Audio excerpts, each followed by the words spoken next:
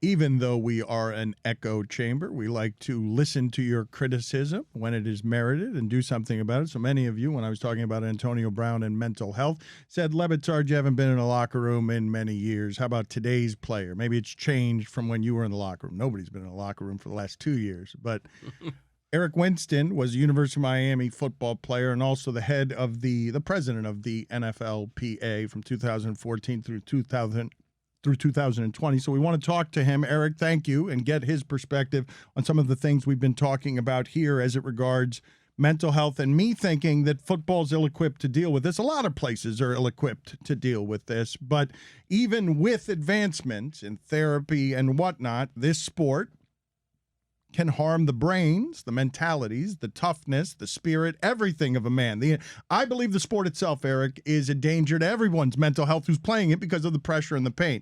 But thank you for joining us and explain to me where I get it wrong, how I get it wrong, and how football has made advancements here to help its players with a game that can be traumatic. Yeah, happy to be here. And listen, I guess I probably don't disagree in the sense with your initial premise that it's a tough sport and it's a lot of pressure, right? I mean, you think about, and I don't even, let's take the physicality of the sport in a way out, because obviously that's a different conversation around brain injury and things like that, which 100% I think are real and affected. But let's take that out for a second as we talk about it. I mean, you really think about just the amount of money, right? The age, the maturity levels as some of these guys are coming in and what they're being asked to do and the pressure that's put on them. Not everybody is equipped to deal with it, and actually not many people have life experiences and that have been equipped to understand how to deal with pressure, understand how to talk about what's going on. And again, everybody has, family issues, right? I mean, let's be honest. And some of the guys that I knew in the locker room had very, very much worse family issues than others. And so all of that combined with the amount of money that's in the game and it's continuing to grow, plus the celebrity status is I think it can be a real tough mix for so many of the guys that are coming into the league and that are currently in the league. But now throw in also, Eric, the pain, because I don't think you can separate these things. The self-medication for the pain, and throw in as well, Eric, that whether you knew it or not, and no matter how you love this sport, you are basically a military school for millionaires, good at creating through science warriors. That is what the military school of football is, and to me, it is getting your mind right for football, not necessarily for life. Getting your mind right so that you can perfect what they need you to perfect with the amount of money they're paying you. Again, I guess I probably wouldn't disagree with a lot of that. I do think there's a ton of analogous of the things you learn, just like as in the military, that bode well for the afterlife of football. But listen, one of the things that I always told guys coming in, I was like, make sure you get more out of football than football gets out of you, because football is going to get a lot out of you, right? And to your point, it's about winning, it's about performance, it's about performing at the highest levels and the biggest time period. And to your point, the only way to get there is to train, meaning practice, and to perfect a craft. Well, you have to, the tough part is always like, how do you get ready for after football while still maintaining your focus on football? And I think that's where, whether you want to talk about the mental health of guys that aren't currently in the league and that have tried to transition out, and whether it's successful or unsuccessful, or the guys currently in it, again, just going back to dealing with that, understanding with that, and trying to balance some of that out, it's really tough. Do players trust doctors? Just team-ordered doctors, mental health doctors, any kind of doctors?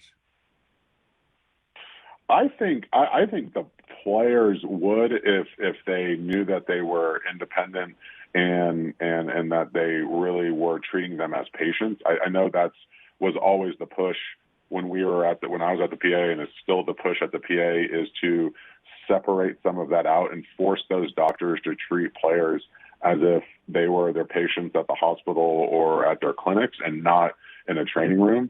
But do they, Eric? But do they? Because I do think some of them do. I'm not going to sit here and tell you that I was around every single doctor and said, "Oh man, these guys are like sterling professionals." Were I around some that said, "I don't care what you say, you're out"?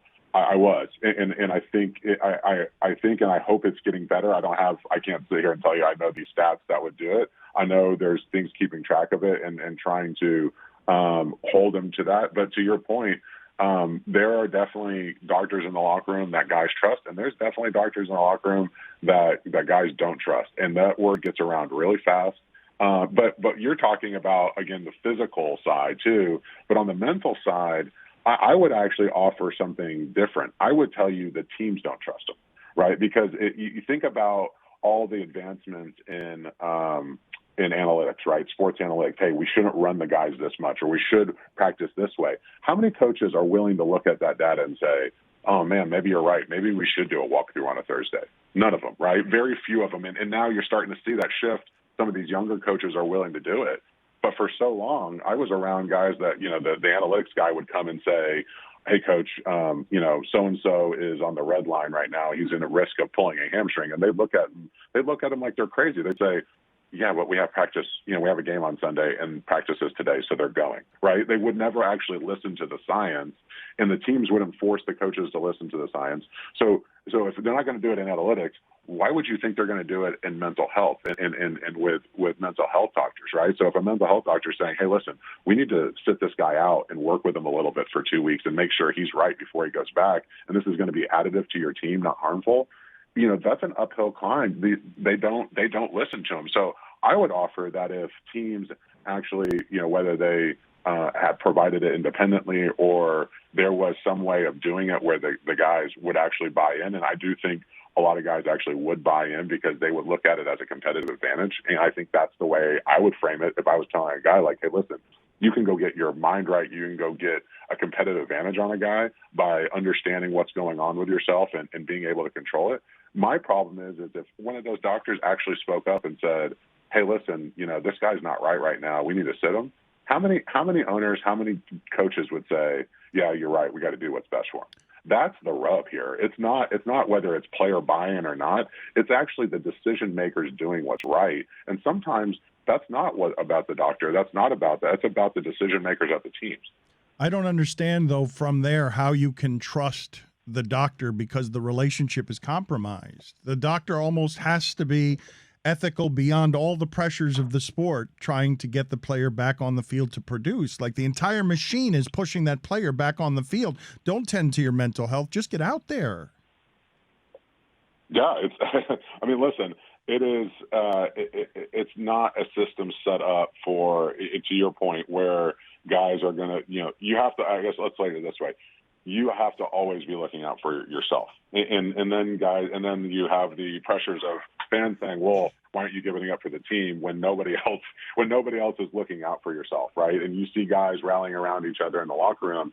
And sometimes I always hear, I hear comments of like, "Wow, I'm surprised they're not pushing that guy to get with his teammates or to be there in camp or to do this or to come back to playing." It's like, no, man, they've all been there. And they're that team, those group of guys in the locker room are all they got. And it's a fine line. Like I said, I've seen the doctor stand up. I've seen them say, like, "You guys can fire me and you can do what you want, but the guy's not playing." And I've seen the other side of the coin, right? And you have organizations that respect that, and you have organizations that don't respect that. And I think you do everything you can, from whether you want to look at the union side, the player side, the team side. You do everything you can to force it. But to your point, Dan, like I'm not going to sit here and tell you there's not a machine that doesn't overall try to, that wants the product on the field, right? And that's as grim as a way to put it, but it sometimes can be the truth. How do you fix it?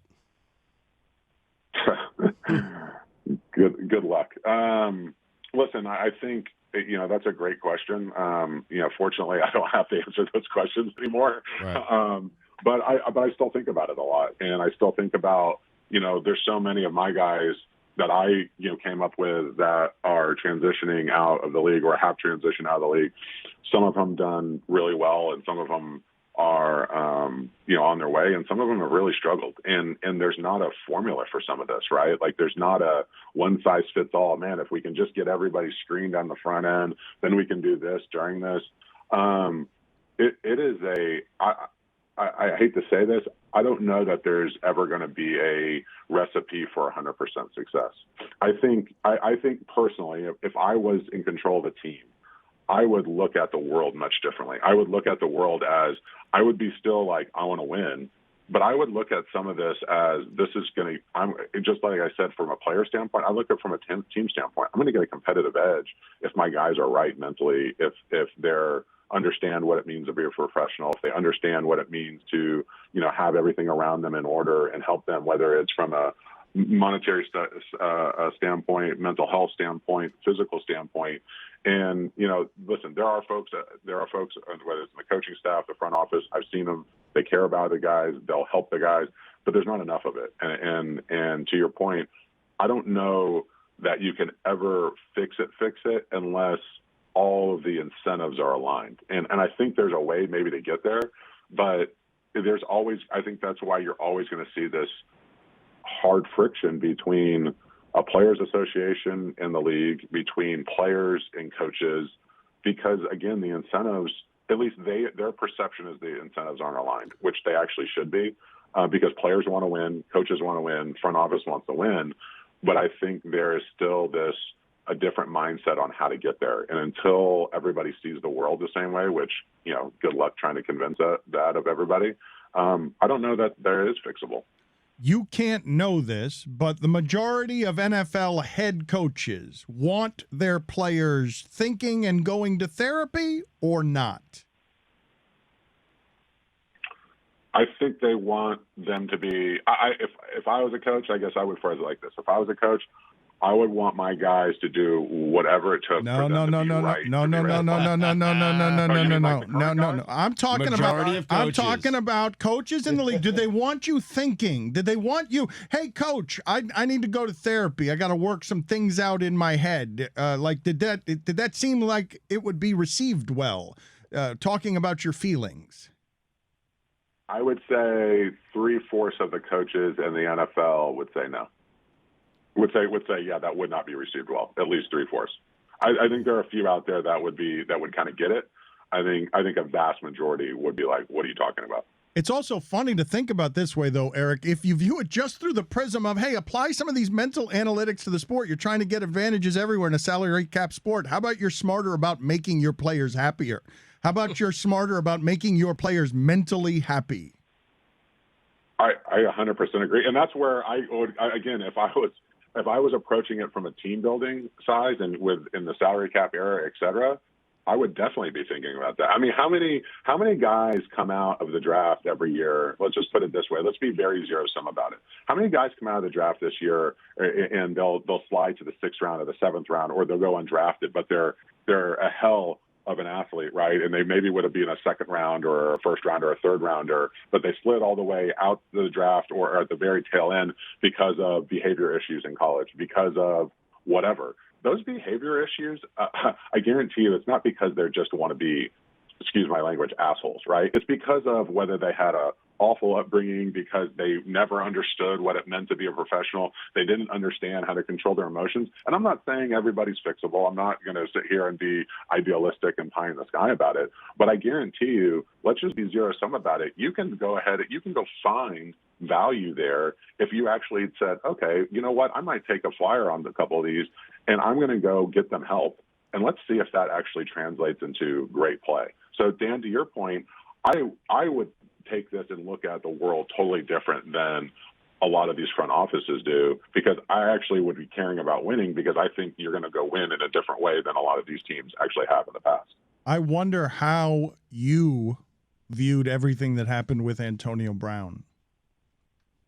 I 100%. As soon as I didn't see it in real time. I got a couple texts. Hey man, did you see what happened? I was like, no, I was watching another game, or I was doing something with one of my kids or something. And as soon as I saw it, I said, oh man, like he either either, and I don't say this flippantly, either he wasn't on his medication, and I'm assuming he was, but I don't want to say that he was prescribed anything, so I don't know that to be true. I've never heard him say that, so I don't want to put any sort of stigma on him. Let me make that clear. Either that, or he was not in, again, the right mental frame, whether it was a chemical imbalance or something else has happened, right? I didn't look at that and say, oh, he doesn't want to play, he doesn't want to do this. It was something was obviously triggered, and either he didn't have the equipment or the tools to deal with it, or there was a chemical imbalance from whatever. And I immediately saw that, looked at it, and I actually applaud his teammates and applaud Tom Brady. And you think about some of their comments. It wasn't like F Antonio Brown, screw that guy. I didn't hear that. Maybe there were a few. A lot different than Barrett Robbins, though. A lot different. Not that we need to diagnose this stuff, but a lot different in the locker room than. Think about it. 20 years later, it's a lot different. I couldn't agree more, Dan. I could not agree more. And I think you're starting to see that a much different guy that's coming up that's kind of understands some of this and is just better educated, right? You're just seeing better educated guys about the world around them and understanding. And I think they actually know what they don't know. Whereas a lot of guys that when I came up with, we didn't care about what we didn't know. We just head first, let's go. And I think you're seeing a lot of guys come up that actually are interested in it and want to understand it and want to be better. And they want to be better because they want to be better players, because it means, it means a financial gain. It means certain things that they care about to them. And it's interesting to me that, again, a lot of front offices, a lot of coaches haven't figured that out yet. And again, if you're going to fix this issue, the only way to me is aligning incentives and getting people to understand that this is actually a way to win and for the guys to be good on the field and off the field. Eric, the ongoing mess with Deshaun Watson, which may or may not be in the mental health realm, it's a mess certainly for 22 accusers. It's a mess for the league, for the Houston, which drafted you. It's a mess for one of the league's elite quarterbacks. How do you think the NFL has handled this unique, nice, easy situation? Question for you, Winston. Nice, easy question for you. I guess, how's the league handled it? What have they done? I mean, I guess they've just sort of haven't they just stand back and said hey, this is Houston's problem as of right now. And either he's going to plead to something, he's going to be found not guilty, he's going to be guilty, right? There's three outcomes, and when those outcomes happen, then we'll react, right? I mean, I think it's very NFL. They're very reactive. They're not going to be that proactive. They're going to kind of sit back, view the landscape, lick their finger, stick it in the air, which way the wind blowing, and then they'll go that way, right? And so I suspect they've also handled it in this way, in a weird way. I don't know to punish Houston, but in a way they've handled it makes me think that they think Houston should have handled it differently. And I don't know how, I don't know why, but the fact that they never used commissioner exempt when they easily could, they wanted to make Houston make a move. And I actually think that is the most interesting part of this, is that they could have easily, through their dubious commissioner exempt list, used it, and they didn't. Well, why did they not use it? I don't know the answer to that. I still am kind of puzzled that they went all year. They basically forced Houston to use a roster spot and spend, I don't even know what his number was this year, a crazy amount of money on a guy that they weren't going to play. And that they actually the league could have given him relief from some of that and decided not to. So there's also this really interesting interplay to me when I watch that of what does the league know that they think Houston should have done, because it seems like they've been punitive towards Houston in a way that hasn't necessarily matched what they've done in other scenarios. Eric, as the Players Union president, how do you react in cases where there's a player that may be conducting, I guess, what you would call gross misconduct, when your primary job is to protect the player and take the player's best interest, but they've done something that maybe crosses that line? How do you sort of interpret those cases and react to that? Yeah. There's a nuance to this that you'll probably not like. But when I was there, I thought about it as my job was to protect the CBA, and therefore the CBA lays out the rights of the player. Some of these cases are criminal kind of matters, civil matters. That's not for the NFLPA to opine on or to get in the middle of. In fact, that we don't do that, right? Like when I was there, that was not, whether it was Greg Hart, a lot of that got all wiped into one thing of, no, man, we'll help you get counsel as a member, and we'll make sure that we're not, but that's your thing. Like, you have to handle that, and we'll help you understand what your comments and what your actions are going to mean for your employment in the NFL and under the CBA. Where I think we went to battle with the league was when the league was trying to do something that was contradictory to the CBA.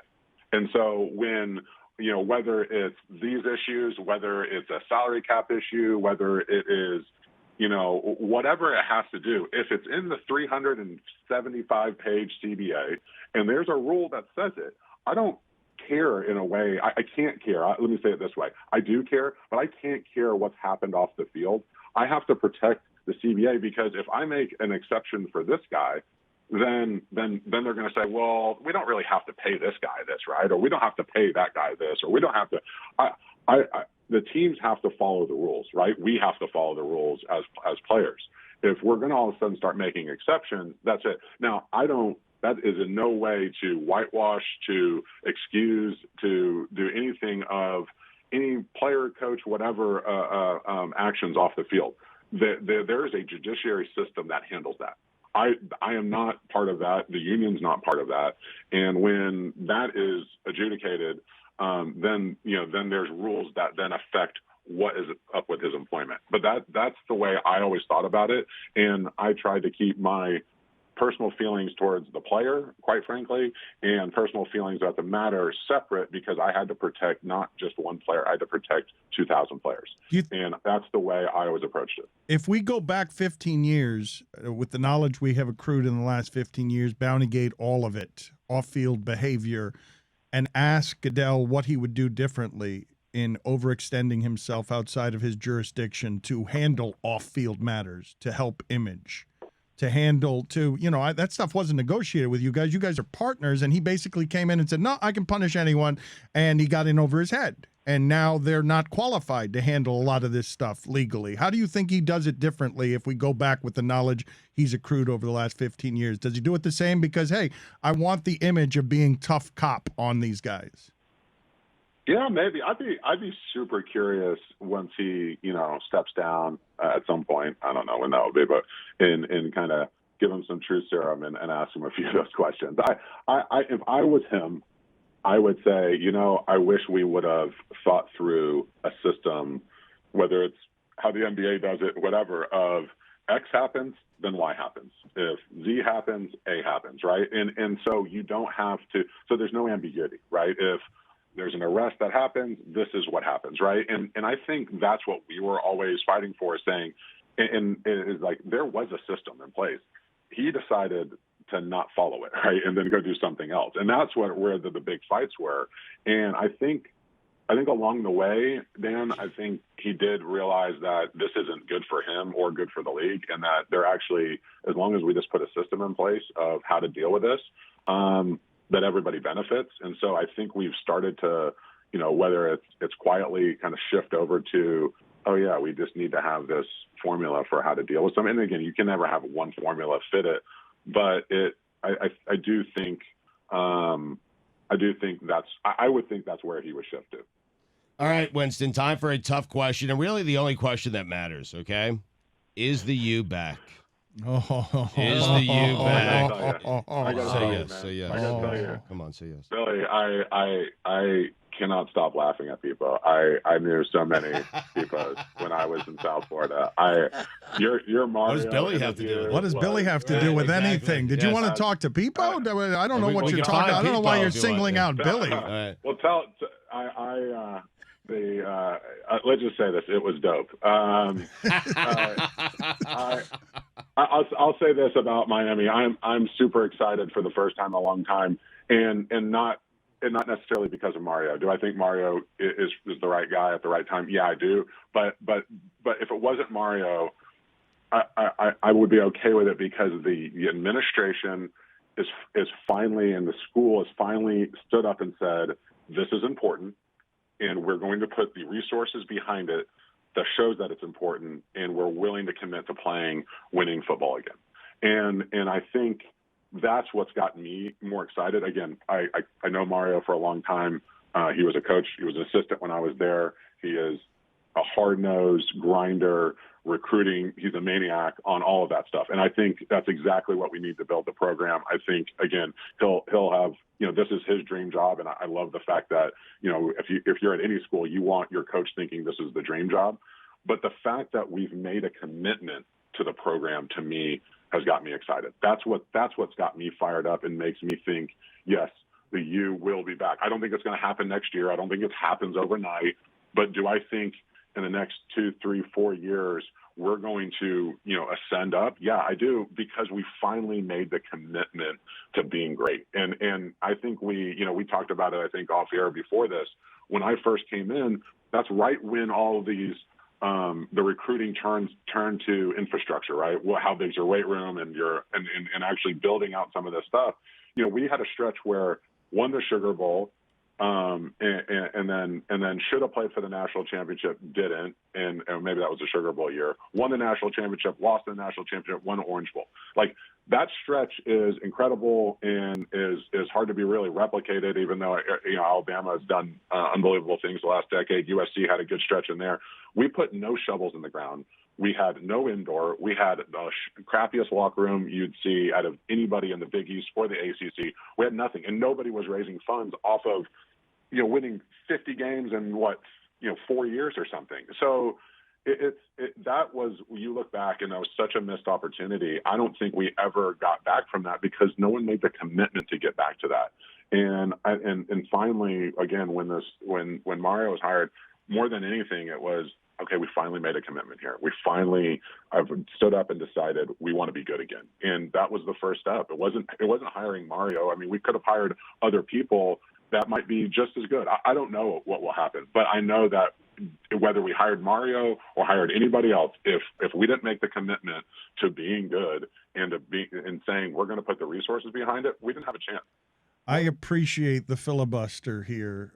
Thank you, because you got him fired up on the University of Miami. Thank you for loving Beepo. Thank you for you did know so many Beepos, right? I've had my cafe con leche today. No, how many? No, but the U gets you fired up, and it gave us time to find people. Bro, just say it. Enough of these fancy words and this lawyer talk. It's back. Say it right now. Say it. The U was back, baby. The U was back.